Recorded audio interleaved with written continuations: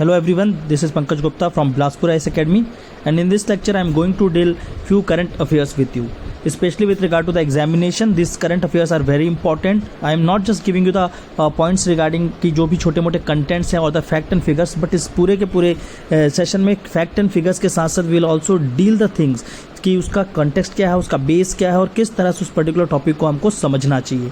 ठीक है, स्पेशली मैं यहाँ पर थोड़ा सा हिंदी इंग्लिश दोनों मोड पे चलूँगा वाइल डिस्कसिंग, बिकॉज यहाँ पर काफ़ी जो भी लोग मेरे साथ जुड़े हुए हैं वो कुछ हिंदी मीडियम से हैं, कुछ इंग्लिश मीडियम के। तो I will try to figure out कि आप दोनों को ही इस चीज़ का बेनिफिट मिले और साथ ही साथ आप लोग क्या कर सकें, इस टॉपिक को समझते हुए अपनी अंडरस्टैंडिंग इस टॉपिक्स पे और ज़्यादा अच्छे से बना सकें। तो आज जो मैंने कुछ टॉपिक्स यहाँ पर सेलेक्ट किए हैं स्पेशली आपको बताने के लिए, उसमें सबसे पहले हम लोग चलेंगे, बात करेंगे कोविड-19 जो अभी चल रहा है आपका कोरोना वायरस, उसका फ्यूचर चैलेंज क्या है इंडिया को, स्पेशली जियोपॉलिटिक्स एंगल पे। ठीक है, तो भू राजनीतिक परिप्रेक्ष्य में किस तरह से इसका एक चैलेंज होगा भारत के लिए, उसको समझेंगे और आगे चलकर हमको उसको किस तरह से देखना चाहिए प्रॉपरली। ये टॉपिक आपके ऐसे में भी काम आ सकता है और साथ ही साथ ये टॉपिक का आपका यूज़ होगा अक्रॉस द पेपर। आपका पेपर 7 पार्ट 3 अगर हम छत्तीसगढ़ पीएससी की बात करें, यूपीएससी की बात करें, तो ये पेपर 2 के लिए काफ़ी रेलेवेंट टॉपिक है। ठीक है, तो ये दोनों चीज़ों को देखते हुए हम चलेंगे। इसके बाद एक टॉपिक देखेंगे साइंस एंड टेक्नोलॉजी डेवलपमेंट के अंदर ये आता है topic oxygen concentrator versus oxygen cylinder. अभी कोविड के कारण काफ़ी ज़्यादा आप लोगों ने देखा होगा अलग अलग कंट्रीज हम ऑक्सीजन सिलेंडर्स और कंसंट्रेटर्स मंगा रहे हैं, या हम यहाँ पर लोकल प्रोडक्शन की भी इसकी बात कर रहे हैं। तो इसको भी देखते हुए हम समझेंगे कि ये दोनों में डिफरेंस क्या है और खासकर ऑक्सीजन कंसंट्रेटर पे फोकस करेंगे, क्योंकि आज अगर देखेंगे तो कहीं ना कहीं न्यूज़ पे इसके बारे में काफ़ी कुछ बताया गया था। इसके बाद चलेंगे हम लोग लाइफ वर्सेस लाइवलीहुड डिबेट के बारे में बात करने में, कि जीवन और आपका क्या है जीवन निर्वाह, इन दोनों के बीच क्या डिबेट चल रहा है।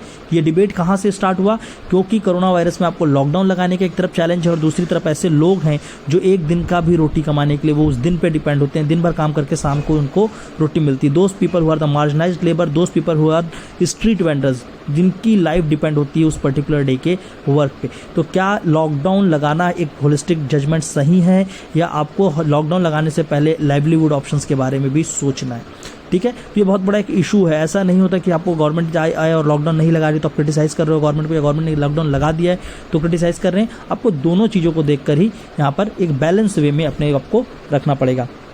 इसके बाद एक आर्टिकल रिलेटेड टू हम लोग बात करेंगे इंटरनेट शटडाउन के लिए। कई केसेस में हमने देखा है कि इंटरनेट को बंद कर दिया जाता है और उसके साथ साथ उस लॉकडाउन में जब भी आप इंटरनेट को बंद करते हैं, शटडाउन करती है गवर्नमेंट, शटडाउन करती है, तो उसका क्या इम्पैक्ट है और वो उसको करते क्यों, और ये शटडाउन करता कौन है। तो कहीं ना कहीं ये इंटरनेट, क्योंकि आज का वर्ल्ड कहीं ना कहीं क्या है आपका डिजिटल वर्ल्ड की ओर मूव करी है, और इस डिजिटल वर्ल्ड में अगर आप डिजिटल कनेक्टिविटी काट देते हो स्पेशली, क्योंकि कटेगा कैसे, अगर आपने इंटरनेट को शटडाउन कर दिया है, तो इसका क्या इम्पैक्ट है उसके ऊपर भी हम लोग थोड़ा सा डिस्कशन करेंगे। And at last will talk about the space race 2। पहले हमारा एक स्पेस रेस स्टार्ट हुआ था जहां पर बहुत सारे सैटेलाइट्स, स्पेस रेस क्या है आपका जो सैटेलाइट है, उस सैटेलाइट को आप क्या करते हैं, हर एक कंट्री सैटेलाइट को बार बार बहुत सारे सैटेलाइट्स को यहाँ से भेजने लगी। ठीक है, तो अब सैटेलाइट पहले स्टार्ट हुआ था space race 1 between the USA and आपका रशिया। अब लेकिन अब ये स्पेस रेस 2 क्या है इसके बारे में भी हम लोग समझेंगे। तो ये 5 टॉपिक को लेते हुए मैं डिस्कशन स्टार्ट कर रहा हूँ, और इसमें से जितने भी पॉइंट्स आप कैरी फॉरवर्ड कर सकें फोकस करेंगे, सुनने पे भी, यहाँ जो पॉइंट मेंशन है उस पे भी, और साथ ही साथ जो भी आप सुनते हैं उसको अपने साथ आप क्या करेंगे, नोट डाउन करने की भी कोशिश करिए। तो सबसे पहले बात करते हैं आपका जियोपॉलिटिकल चैलेंजेस जो कोविड-19 प्रेजेंट कर रहा है इंडिया को। ठीक है, अगर हम देखेंगे कि कोविड-19, ठीक है, कोरोना वायरस के अगर हम लोग रिस्पेक्ट में अगर बात करें तो कोरोना वायरस का 2 इंपॉर्टेंट एस्पेक्ट है। पहला कि इसके कारण इंडिया को 2 तरह के चैलेंज आएंगे, एक को बोल सकते हैं हम लोग इंटरनल और एक को बोलते हैं एक्सटर्नल चैलेंजेस। ठीक है, इंटरनल चैलेंज मतलब कंट्री के अंदर किस तरह की प्रॉब्लम आएगी, या कंट्री को कोरोना वायरस के कारण इंटरनली क्या क्या चीज़ें फेस करनी पड़ेगी जब कोविड खत्म होगा या कोविड के टाइम पे। अभी तो आप लोगों ने देखा होगा यहाँ पर कि कई चैलेंजेस तो आप लोगों ने जर्नल डे टू डे पढ़ रहे होंगे और देख रहे होंगे कि इकोनॉमी किस तरह से धीरे धीरे हमारी डिक्लाइन हो रही है, किस तरह से अनएम्प्लॉयमेंट का एक प्रॉब्लम क्रिएट हुआ है। यहाँ पर से बहुत सारे ऐसे लेबर्स थे जो those are called as the marginalised labour, वो कहीं ना कहीं एक कंट्री से, मतलब आपके एक एरिया से दूसरे एरिया की ओर मूव कर रहे थे।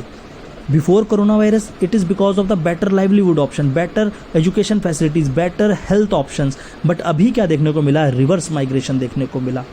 दैट इज़, अब पहले क्या था, एक पुल फैक्टर था जिसके कारण वो लोग माइग्रेट कर रहे थे एक जगह से दूसरी जगह में एक पुल था, पर अभी क्या है, दूसरी जगह से अब एक पुश फैक्टर जनरेट हुआ है, बिकॉज ऑफ कि यहाँ पर अगर आप रहोगे तो दोज एरियाज जहाँ पर वो सर्वाइव कर रहे थे अपनी लाइवलीहुड को, वो वहाँ पर अब रहने के लिए उनको डे टू डे सफ़र करना पड़ेगा। तो वो क्या हो रहा है कि रिवर्स माइग्रेशन का ट्रेंड देखने को मिला।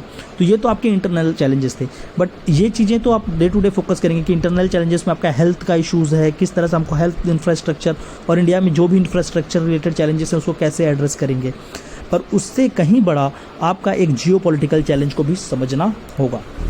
अब हम लोग चलते हैं, बात करते हैं जियो पॉलिटिकल चैलेंज को समझने के लिए कि भू राजनीतिक रूप से या इंटरनेशनल पॉलिटिक्स में उसमें क्या क्या चीज़ें आपको इफेक्ट करेगी। तो अगर हम एक्सटर्नल चैलेंजेस की बात करेंगे तो एक्सटर्नल चैलेंजेस में सबसे इंपॉर्टेंट एक है कि आपका इमीडिएट नेबरहुड, जितने भी आपके पड़ोसी राज्य हैं या पड़ोसी देश हैं उस पर इसका क्या प्रभाव पड़ेगा हमारे रिलेशन का इस कोरोना वायरस के कारण। इसके बाद हम चलेंगे क्षेत्रीय पॉलिटिक्स, रीजनल पॉलिटिक्स को भी समझेंगे और ग्लोबल लीडरशिप में इंडिया किस तरह से इम्पैक्ट होगा या कैसे होना चाहिए उसके बारे में इस आर्टिकल पे हम बात करते हैं। तो देखिए, सबसे पहले आपका अगर हम लोग बात करें 2004 की, तो 2004 इस समय क्या आया था इंडिया पे, यहाँ पर आया था हमारे पास सुनामी। और सुनामी आने के बाद जब सुनामी आई थी तो इंडिया ने बहुत सारे कंट्री से मदद मंगवाई थी, एड जो आया था, ठीक है। और एड मतलब होता है एक प्रकार का एहसान। उसके बाद आपने जब एक बार एड ले लिया किसी कंट्री से तो देते नहीं वापस, वो एक एहसान की तरह आपके पास आता है। तो हमने लास्ट टाइम लिया था 2004 पे, और इसके बाद इंडिया ने जब सुनामी आया तो ये डिसाइड किया कि अब हम यहाँ पर से ही हम लोगों ने क्या किया था, नेशनल डिजास्टर मैनेजमेंट एक्ट और एनडीआरएफ की फोर्सेज गठित की थी, ठीक है, नेशनल डिजास्टर मैनेजमेंट एक्ट, आपदा प्रबंधन के लिए। और वहाँ से हमने डिसाइड किया था कि इसके बाद हम फ्यूचर में कभी भी किसी भी कंट्री से क्या नहीं मांगेंगे, एड या किसी से भी एहसान नहीं लेंगे, बल्कि हम कोई भी नेचुरल डिजास्टर होगा तो हम उसको खुद टैकल करेंगे। पर कोरोना वायरस इतना ज़्यादा बढ़ गया कि हमको क्या करना पड़ा, अदर कंट्री से मदद लेनी पड़ी। और अभी पिछले 17 साल बाद इंडिया ने पहली बार किसी कंट्री से मदद ली है और लगभग 40 कंट्रीज़ ने अभी इंडिया को सपोर्ट भेजा है ड्यूरिंग कोरोना वायरस। ये अच्छी बात है या बुरी बात है, इस दोनों एस्पेक्ट को देखना है। भेजा, कई लोग बोलेंगे कि बहुत अच्छी बात है क्योंकि हमारा पोजीशन इतना अच्छा है। पोजीशन अच्छा है, उससे अच्छा एक और टर्म हम बोल सकते हैं कि इंडिया इज़ टू बिग और too important for the world to lose. ठीक है, इंडिया इतना बड़ा है और इतना इंपॉर्टेंट है दुनिया के लिए कि दुनिया उसको खोना नहीं चाहती, तो उसको इसलिए सेव कर रही है। एक ये भी एस्पेक्ट से हम सोच सकते हैं। और दूसरा एस्पेक्ट ये है कि हाँ, इंडिया ने भी सबको हेल्प किया है ऑन टाइम, तो वो भी एक रिलेशन है। बट कहीं ना कहीं अगर जब मैं इस पर बात कर रहा हूँ तो थोड़ा सा एक नेगेटिव एस्पेक्ट को हम देखेंगे कि चैलेंजेस पे हमको क्योंकि बात करना है कि कोविड चैलेंजेस कैसा होगा, तो कहीं ना कहीं एक नेगेटिव एस्पेक्ट में। तो 17 ईयर्स के बाद जब हमारा स्टैंड अभी हम लोगों ने क्या बनाया था, इवन हमारे जो फॉरेन मिनिस्टर हैं एस जयशंकर, तो उन्होंने भी क्या चीज़ कहा था कि इंडिया अब किसी भी वर्ल्ड के लिए एक बैलेंसिंग पावर नहीं बनेगी। बैलेंसिंग पावर मतलब दो कंट्री के बीच एक बैलेंसिंग पावर नहीं। India want to become a world leader. पर वर्ल्ड लीडर एस्पिरेशन को किस तरह से झटका मिल रहा है इस कोविड-19 के कारण, वो चीज़ों को समझना काफ़ी इंपॉर्टेंट है। देखिए, अगर हम लोग देखते हैं ये हमारा रिलेशन, जो भी हमारा इंटरनेशनल पॉलिटिक्स में ये तीनों जगह पे रिलेशन है, उसके रिगार्डिंग हमारा पोजीशन, प्रॉमिस और रिएक्शन जो है, ये तीनों डिपेंड करता है कुछ चीज़ों के लिए। तो हमारा रिलेशन कैसा था, इंडिया हमेशा क्या किया, लोगों बाकी कंट्री के साथ एड और कुछ ना कुछ उसको ग्रांट प्रोवाइड करके हमने एक रिलेशन बना के रखा था। अपने तरफ से हम कुछ मदद भेजते थे और हर जगह पे हम पहुंचाते थे। तो ये हमारे एक रिलेशन का बहुत बड़ा फैक्टर था। दूसरा क्या था, हिस्टोरिकल टाइज कि बहुत सारी कंट्रीज़ ऐसी थी जिसके साथ हमारी हिस्ट्री में बहुत पुराने समय से संबंध रहे हैं वो, ठीक है। और तीसरा अगर देखेंगे तो इंडिया कहीं ना कहीं एक बहुत बड़ा मार्केट भी बना हुआ है, ठीक है। तो एक आपका क्या था, मटेरियल एड था, एक था हिस्टोरिकल टेज। इंडिया एक बहुत बड़ा मार्केट और साथ ही साथ हमारे क्या था, राजनीतिक संबंध, जिसको बोलते हैं पॉलिटिकल रिलेशन। तो ये तीन तरह के रिलेशन इंडिया के क्या थे, अलग अलग कंट्री से पहले से। हम इसी एस्पेक्ट से हम किसी भी कंट्री को डील करते हैं। पर अब प्रॉब्लम क्या आने वाला है, प्रॉब्लम ये आएगा कि क्या, अब देखो कोरोना वायरस ऑलरेडी हमारी इकोनॉमी स्लैग कर गई, हम अभी खुद इतने प्रॉब्लम में, तो क्या कोरोना के बाद हम ये हो सकता है कि हम जाकर किसी और को मदद पहुंचाएं, क्योंकि हम तो अभी इंटरनली हम अपने आप को स्ट्रॉन्ग करने की कोशिश करेंगे। तो कहीं ना कहीं जो भी हमारे इमीडिएट नेबर हैं, स्पेशली बांग्लादेश, म्यांमार, यहाँ पर हम लोग क्या करते थे, काफ़ी पैसा इन्वेस्ट करते थे और वहाँ पर काफ़ी उनको मदद पहुँचाते थे, जिससे वो लोगों का हमारे ऊपर एक क्या था, ट्रस्ट रिलेशन था। पर इसके बाद हम क्या करेंगे, अपने आप को सुधारने पर पहले वर्क करेंगे। तो उसमें उस समय पर उनको एड कहाँ से मिलेगा, तो हो सकता है वो कंट्री किससे मूव कर जाए, इंडिया से मूव कर कर और जो कंट्री हैं स्पेशली चाइना जो पैसे लगाने को रेडी है, तो उसके तरफ मूव कर जाएँ। और ये एक बहुत बड़ा चैलेंज हो जाएगा हमारे इमीडिएट नेबरहुड में और हमारे सिक्योरिटी और साथ ही साथ हमारे बॉर्डर एरियाज में, ठीक है। नंबर 2, इसी रीजन पे अगर देखेंगे तो अब हमको क्या होगा, कहीं ना कहीं हम अपनी इकोनॉमिक रिवाइवल की ओर जाएंगे, कहीं ना कहीं हम अपनी इंफ्रास्ट्रक्चर को सपोर्ट करने के लिए जाएंगे।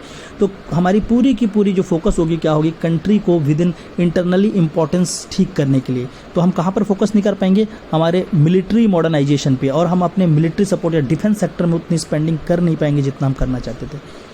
ठीक है। और चाइना वहाँ पर डिफेंस टाइज को अगर देखेंगे तो चाइना वहाँ पर काफ़ी इन्वेस्ट अपने डिफेंस में कर रहा है, ठीक है। तो जिसके कारण जो अभी प्रेजेंट सिचुएशन में हम लोगों का तनाव बना हुआ है हर एक बॉर्डर्स पे, तो वहाँ पर भी डिफेंस के रिगार्डिंग भी हम थोड़े से वीक नज़र आएंगे आगे चलकर, क्योंकि कोरोना ने इतना बड़ा हमको रीजनल चैलेंजेस यहाँ पर फोकस्ड करवाया हुआ है, ठीक है। तो ये चीज़ें देखने के लिए इंपॉर्टेंट है। उसके साथ साथ ग्लोबल लीडरशिप की अगर बात करेंगे तो यूएसए कहीं ना कहीं अब इंडिया को सपोर्ट कर रहा है, बट अगेन इंडिया को इनिशियली उसने सपोर्ट करने से मना कर दिया था। और फर्स्ट सपोर्ट किसके पास से आई थी? जो पहली सपोर्ट आई थी वो कहाँ से आई थी? आपकी यूएसएसआर की तरफ से आई थी। मतलब अब यूएसएसआर तो रहा नहीं, अब क्या है, रशिया की तरफ से। तो रशिया ने सपोर्ट किया, तो कहीं ना कहीं इंडिया को अभी अपने जो प्रेजेंट रिलेशन है, क्योंकि अभी इंडिया का काफ़ी अच्छा रिलेशन किससे बना हुआ था? यूएसए से, लेकिन अब हम दूर बना रहे थे किससे? रशिया से। पर रशिया ने यहाँ पहला इनिशियल सपोर्ट किया, तो कहीं ना कहीं रशिया चाहेगा कि आगे भी इंडिया उसके साथ मिलकर काम करे। और जब इस कंटेक्स्ट में देखेंगे हम लोग इंडो पैसिफिक को, जो कि एक नया है, जहाँ पर हमने क्या बनाया था? क्वाड। तो इंडिया क्या इस क्वाड में अब किस तरह से रोल प्ले करेगा? क्योंकि बहुत सारी कंट्री है जिन्होंने उसको हेल्प किया। दो चाइना ने अपने हाथ बढ़ाए, पर इंडिया ने अभी भी ये कोशिश किया है कि चाइना से हेल्प ना ले, तो कम से कम वहाँ पर आप थोड़ा सा सेफ जोन पे हैं। बट इनिशियली हम सेफ जोन पे इसलिए हैं क्योंकि हम चाइना को भी इन्वॉल्व नहीं कर रहे हैं, पर चाइना हमको हर जगह पे इन्वॉल्व करने की कोशिश कर रहा है। वो हमको भी, चाहे बेल्ट एंड रोड इनिशिएटिव हो या किसी भी तरह का इनिशिएटिव हो, वहाँ पर क्या कर रहा है? हमको बांधने की कोशिश कर रहा है। तो उन हर एक रीजन पे हमको किस तरह से प्रॉब्लम आएगा, उन सारे प्रॉब्लम्स को यहाँ पर समझने की काफ़ी इंपॉर्टेंट है। तो इमीडिएट नेबरहुड्स में क्या प्रॉब्लम आ रहा है? रीजनल पॉलिटिक्स में इंडिया का पहले रीजनल पॉलिटिक्स में काफ़ी इन्फ्लुएंस था, ठीक है। रीजनल पॉलिटिक्स में वो चाहे सार्क हो या कोई भी ग्रुपिंग हो, वहाँ पर जाकर इंडिया एक्ट करता था, बिग प्लेयर की तरह एक्ट करता था। पर अभी क्या है, इंडिया की अपनी, क्योंकि अभी हमारा का पूरा फोकस क्या होगा? इंटरनल क्राइसिस और इंटरनल चीज़ों को ठीक करने में। तो हम एक्सटर्नल चाहे सार्क हो या कहीं पर भी हो, तो उससे जितने भी नेशन अफेक्टेड हैं या जितने भी नेशन उसके ग्रुप में हैं जिसमें प्रॉब्लम हुई है, हम उन पे फोकस नहीं कर पाएंगे और हम कोशिश क्या करेंगे? अपने आप को ठीक करने का। इसका एक बहुत बड़ा चैलेंज देखने को मिलेगा कि ये कंट्री कैसे दूसरे की तरफ शिफ्ट होना स्टार्ट कर देगी, ठीक है। तो ये थोड़ा सा ध्यान रखना होगा।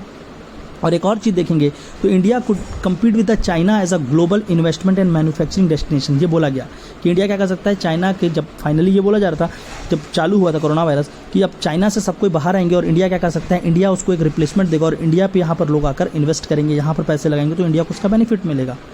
पर कहीं ना कहीं कोविड के सेकेंड वेव ने इंडिया को एक्सपोज कर दिया है और अब कंट्री, क्योंकि इंडिया की जो एबिलिटी है कि चाइना को इस तरह से कम्प्लीटली ख़त्म कर दे, वो कहीं ना कहीं क्या हुई है? डिमिनिश हो गई है, छोटी नज़र आ रही है। ऐसा लग रहा है कि इंडिया उस चीज़ को तैयार नहीं कर पाएगा, ठीक है। और इसके साथ साथ इंडिया में क्या है कि ये पॉलिटिकल विल की बहुत ज़्यादा लैगिंग देखने को मिली कि कम्प्लीटली हम क्या नहीं कर रहे हैं? अपनी पॉलिसीज़ को कुछ इस तरह से नहीं रखे हैं कि हम अपने आप को इंटरनली स्ट्रॉन्ग करें। और मोरलेस अगर हम चाइना को कितना भी विरोध करें, कुछ भी करें, लेकिन हमारा क्या है? चाइना की तरफ एक कंसिलेटरी पॉलिसीज़ है, मतलब हम चाइना की ओर कहीं ना कहीं झुकाव, और हमारा ट्रेड वहाँ पर काफ़ी अच्छा अभी भी चल रहा है। भले कि हम यहाँ पर नेशनलिज्म के नाम पे बहुत चिल्ला देते हैं एंटी चाइना, बट कहीं ना कहीं हम क्या कर रहे हैं? चाइना से अपने रिलेशन को मेंटेन करके ही रखें। ट्रेड बैलेंस हमारा उसके साथ अच्छा ही है। तो किस तरह से इस चीज़ों को इंडिया हैंडल कर सकता है, चाहे वो इमीडिएट नेबरहुड चैलेंज हो, चाहे वो रीजनल पॉलिटिक्स में हो या ग्लोबल लीडरशिप में हो, ये देखने पड़ेगा कोविड के बाद। और कोविड इन तीनों चीज़ों पे इंडिया को चैलेंज प्रेजेंट कर ही जा रहा है यहाँ से। तो आगे का कैसे चीज़ें होंगी वो हम लोग देखेंगे। जब ये मूवमेंट होगा, धीरे धीरे ये चीज़ें आगे बढ़ेंगी, तो हमको समझ आएगा कि इंडिया इस पर किस तरह से अपने आप को मेंटेन कर पाता है या किस तरह से इंडिया इस पर एक्ट करेगा, ठीक है। एक कंक्लूजन पे मैं आपको कुछ चीज़ बोलूँगा इसके लिए कि देखो, एवरी क्राइसिस, चाहे कितनी कोई भी क्राइसिस हो, तो कोई भी क्राइसिस आती तो वो क्या करती है? Possibility of change and new thinking provide करती है, ताकि आप चेंजेस करें और एक नया थिंकिंग प्रोवाइड करें। तो इंडिया यहाँ पर क्या चेंज कर सकता है, किस तरह से नई थिंकिंग को अप्लाई करेगा, वो देखने लायक होगा, ठीक है। तो जैसे कि हमारा क्या है कि इंडिया को यहाँ पर एक रीजनल अपॉर्चुनिटीज़ मिल रही है, ठीक है, कि जितने भी छोटे छोटे ग्रुपिंग्स हैं, सार्क है, बिम्स्टेक है, इन सारे को यूज़ करे और फिर से वो क्या करे? अपने आप को क्या करना चाहिए? एक स्ट्रॉन्ग होल्ड पे लेकर आए। और खासकर स्पेशली उसने कहाँ पर दिखाया है? वैक्सीन डिप्लोमेसी में, जहाँ पर इंडिया ने वैक्सीन इनिशियली बहुत सारे जगह पे भेजे, तो उसको एडवांटेज पे लेकर उस काम को आगे बढ़ाकर क्या करना चाहिए? फिर से जितना हमारा ट्रस्ट है, म्यूचुअल ट्रस्ट है जितने भी कंट्री के साथ, उसको अगेन क्या करना चाहिए? हमको रीगेन करना चाहिए, ठीक है। इसके साथ साथ इंडिया क्या कर सकता है? म्यूचुअल असिस्टेंस, किसी कंट्री के साथ मिलकर उसको साथ में लेकर चल सकते हैं। अपने आप को ओपन करना पड़ेगा, इंटीग्रेट करना पड़ेगा विद द लार्जर वर्ल्ड। अब हम इस तरह से नहीं चल सकते कि हम क्या कर रहे हैं? एक अपने पॉलिसी को लेकर ही काम कर रहे हैं। तो हमारा दोनों का दोनों, चाहे वो एक्ट ईस्ट पॉलिसी हो, लुक वेस्ट पॉलिसी हो, या हमारी जो नेशनल पॉलिसी, जो भी एक्सटर्नल पॉलिसीज़ है, ठीक है, दूसरा देखते हैं हम लोग oxygen cylinder versus oxygen concentrator. तो देखिए ऑक्सीजन सिलेंडर जिसमें आपका क्या कहते हैं लिक्विड ऑक्सीजन जो है उसको हम फिल करते हैं और वो नॉर्मल प्रोवाइड किया जाता है। बट ऑक्सीजन कंसनट्रेटर वो डिवाइस है जो कि क्या करता है एटमॉस्फेयर में जो आपके एयर हैं उस एयर से ऑक्सीजन को सेपरेट करता है, क्योंकि एयर में टोटल 79% क्या होते हैं नाइट्रोजन एंड 21% क्या होता है ऑक्सीजन। तो इससे ऑक्सीजन को सेपरेट कर क्या करते हैं हम लोग उस ऑक्सीजन को प्रोवाइड कर सकते हैं किसी भी पेशेंट को। पर इसमें ये चीज़ें हैं कि ऑक्सीजन कंसनट्रेटर को हम तभी यूज़ कर सकते हैं जब जो पेशेंट है कोई भी पेशेंट हो तो लगभग आप मान लीजिए वहाँ पर क्या है उसका ऑक्सीजन लेवल जब 80 to 92 88 to 92 88 से 92 के अराउंड है तभी आप कॉन्सेंट्रेटर को यूज़ कर सकते हैं। अगर इससे कम हुआ तो डेफिनेटली ऑक्सीजन सिलेंडर ही आपको यूज़ करना पड़ेगा। तो कहीं ना कहीं कंसंट्रेटर बार बार न्यूज़ में आ रहा है कि ऑक्सीजन कंसंट्रेटर की डिमांड है। तो दिस में भी the question in the science and technology oxygen concentrator कैसा होता है, हाउ इट ऑपरेट और हाउ इट वर्क्स।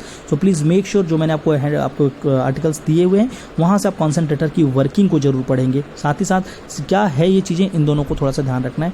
इस मेनली ये हाईलाइट करके रखना कि ये सारी चीज़ें क्वेश्चन बन सकते हैं। वो क्वेश्चन में डायरेक्ट पुट ऑन कर सकते हैं कि ऑक्सीजन कंसंट्रेटर की वर्किंग क्या है, ऑक्सीजन कंसंट्रेटर सिलेंडर से किस तरह से डिफरेंटली एक्ट करता है और क्या आपको किस लेवल ऑफ ऑक्सीजन पे उसको हम लोग यूज़ कर रहे हैं। ठीक है, तो प्लीज़ इसको थोड़ा सा ध्यान रखेंगे।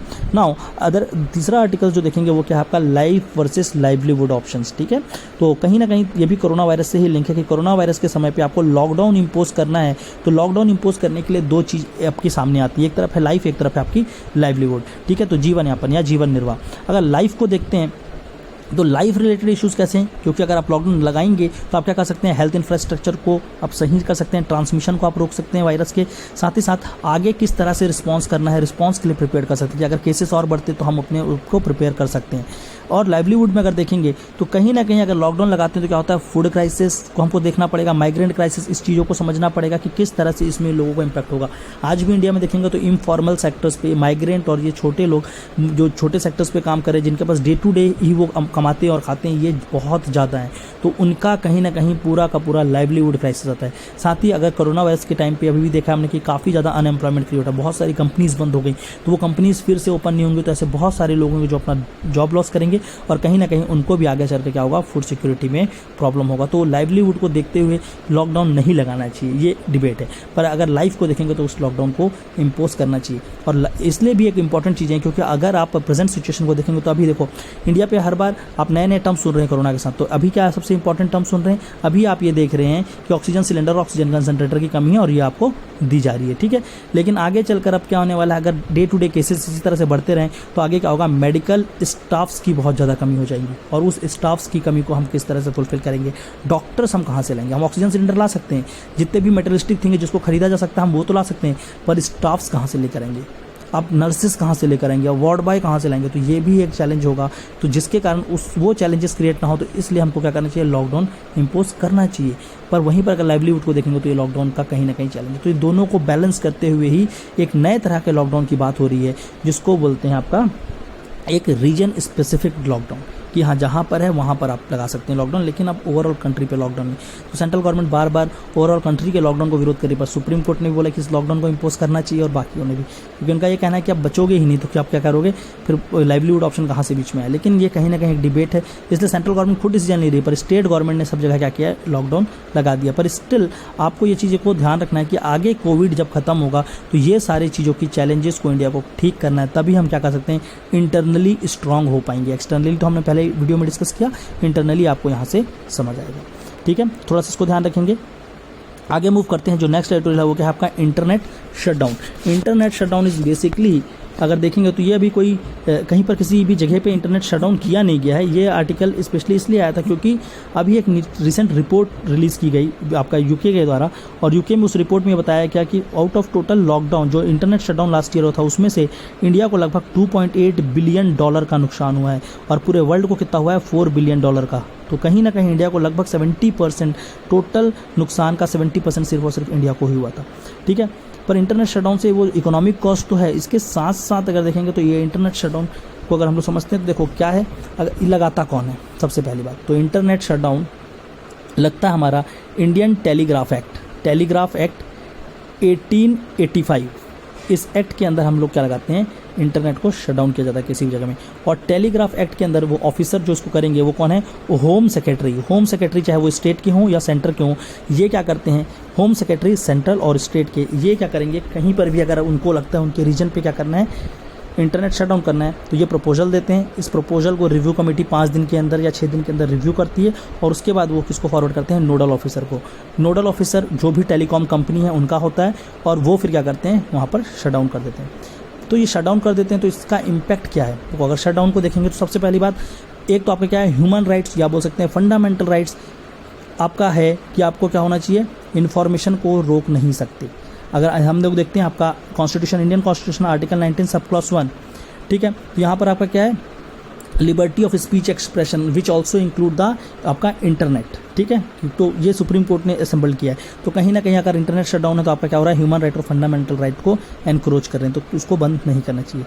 दूसरी बात, अगर देखेंगे कि ये इसको जब बंद करते हैं तो एक और चीज़ आपको क्या चीज़ देखने को मिलता है, इकोनॉमिक लॉस, जो अभी हमने ऑलरेडी बात किया। इकोनॉमिक लॉस की उस डिजिटल सर्विसेज के कारण लॉस हो रही है, वो तो इंपॉर्टेंट है, पर इसके साथ साथ बहुत सारी, क्योंकि अभी हम क्या कर रहे हैं, डिजिटल एज में जी रहे हैं, तो बहुत सारी ऐसी कंपनीज होती हैं जो आपका क्या करती हैं, जो या नए एंटरप्रेन्योर्स हैं, छोटी छोटी स्टार्टअप्स खोली हैं जो कि कहीं कम्प्लीटली इंटरनेट बेस्ड हैं, तो उन स्टार्टअप्स को भी क्या होता है, उनका भी वो क्या होते हैं, धीरे धीरे बंद हो जाते हैं और बाद में उनको ओपन करने में दिक्कत होता है। तो इकोनॉमी में बहुत सारा हार्डशिप है, बहुत सारे टेलीमेडिसिन, एजुकेशन, बहुत सारी चीज़ें हैं जो आपके क्या है आज इंटरनेट पे बेस्ड हैं, वो सारी के सारी चीज़ें इम्पेक्टेड होती हैं।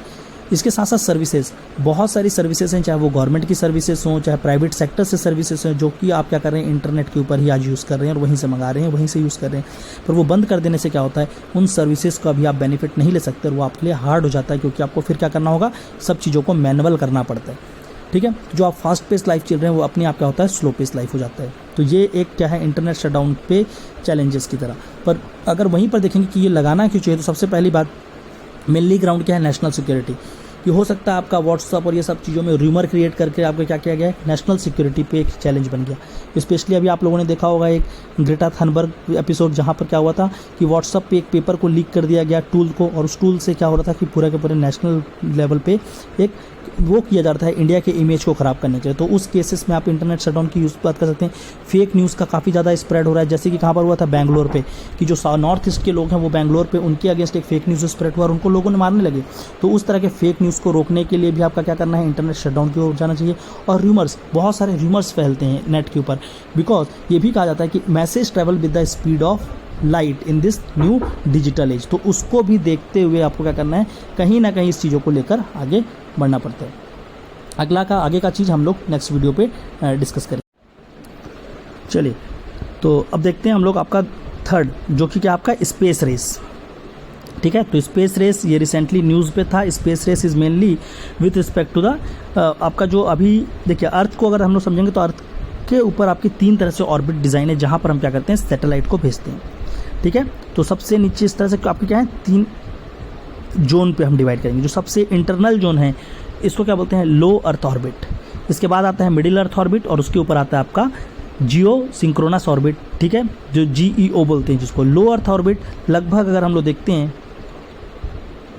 क्लियर, अगर हम लोग लो अर्थ ऑर्बिट की बात करेंगे, मैं आपको कुछ यहाँ पे इसको एक्सप्लेन करता हूँ।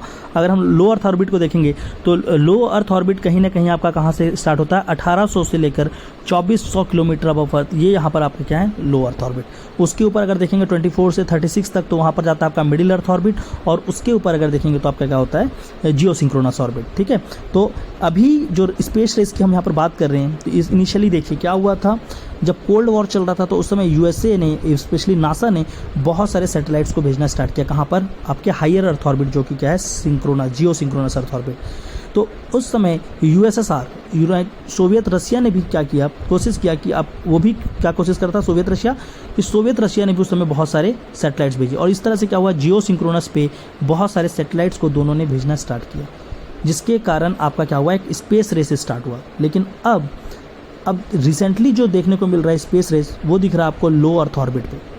अभी बहुत सारी ऐसी प्राइवेट कंपनीज हैं, जैसे कि SpaceX है, गूगल है, अमेज़ॉन है, इन लोगों ने क्या बोला है कि ये क्या करने वाले हैं, बहुत सारे छोटे सैटेलाइट्स को कहाँ पर भेजेंगे, स्पेस पे, आपके लो अर्थ ऑर्बिट पे, और वहाँ से आप क्या करेंगे, फैसिलिटीज़ प्रोवाइड करने की कोशिश।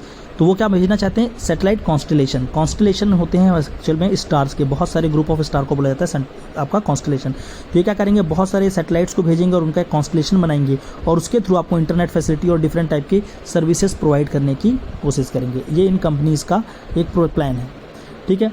अब ये प्लान तो बहुत दिनों से चल रहा था गूगल का और ये सारी चीज़ें का, लेकिन रिसेंटली इस प्लान पे इंट्रोड्यूस हुआ एक नया प्लेयर जिसका नाम क्या है, चाइना। तो पहली बार देखने को मिला कोई कंपनी नहीं, आपकी एक कंट्री ने डिसाइड किया कि वो भी अपनी एक कॉन्स्टलेशन भेजेंगे। और चाइना ने डिसाइड किया लगभग आपका 3600 के अराउंड, वो या अभी एक्चुअल में वो 2100 बोला है, लेकिन आगे चलकर वो 36 का प्लान है कि उतने सैटेलाइट्स को वो क्या करेंगे, वहाँ पर भेजेंगे, ठीक है। कहाँ पर, लो अर्थ ऑर्बिट पे इस्टेब्लिश करेंगे, जिससे कि क्या होगा, सैटेलाइट कम्युनिकेशन को वो एक्चुअल में वो क्या देख रहे हैं कि जितने भी कंट्रीज़ जो भी कंपनीज़ भेज रही हैं, majority of the companies are in USA।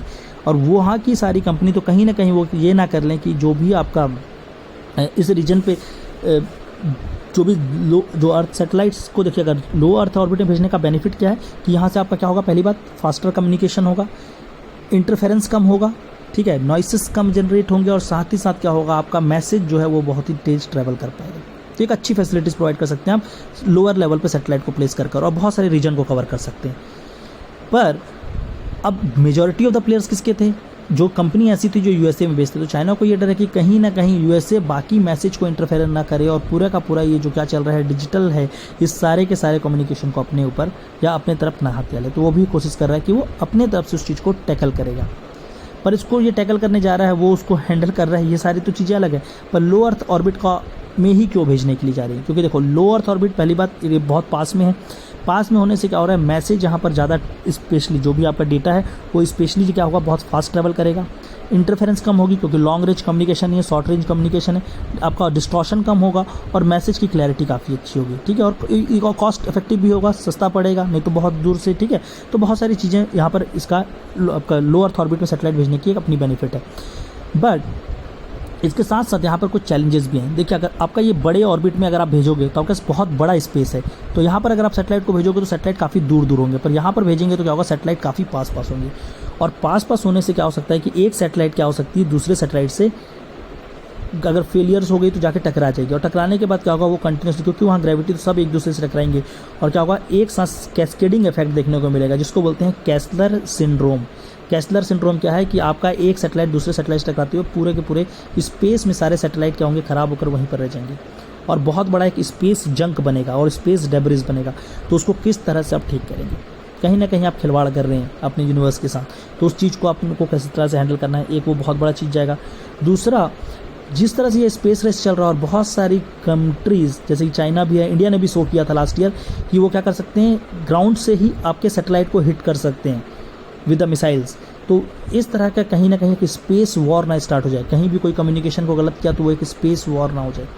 China एक और चीज़ भी कोशिश कर रहा है कि जितने भी कंट्री में बेल्ट एंड रोड इनिशिएटिव होगा, उन सारे कंट्रीज़ को इसी सैटेलाइट के थ्रू वो क्या करेगा, आपका इंटरनेट फैसिलिटी और सारे फैसिलिटीज़ प्रोवाइड करने की कोशिश करेगा। तो कहीं ना कहीं वहाँ की सारे सेटअप्स और मेजर इंस्टॉलेशन जो भी चीज़ें हैं उसका वाइटल इन्फॉर्मेशन भी किसके पास जा सकता है, चाइना के पास। तो ये स्पेस रेस और साथ साथ लो अर्थ ऑर्बिट पे किस तरह से काम चल रहा है, इसको भी कंटिन्यूसली अभी क्या होगा, न्यूज़ पे आगे अपडेट होगा। तो मेक श्योर आप उस चीज़ को भी लेकर ही चलेंगे। तो ये थे आज के टोटल 5 टॉपिक्स, जहाँ पर कोविड-19 और फ्यूचर चैलेंज इंडिया की बात की, ऑक्सीजन कंसनट्रेटर, ऑक्सीजन सिलेंडर्स पे हमने बात किया, ठीक है, life versus livelihood debate, internet shutdown and space race 2।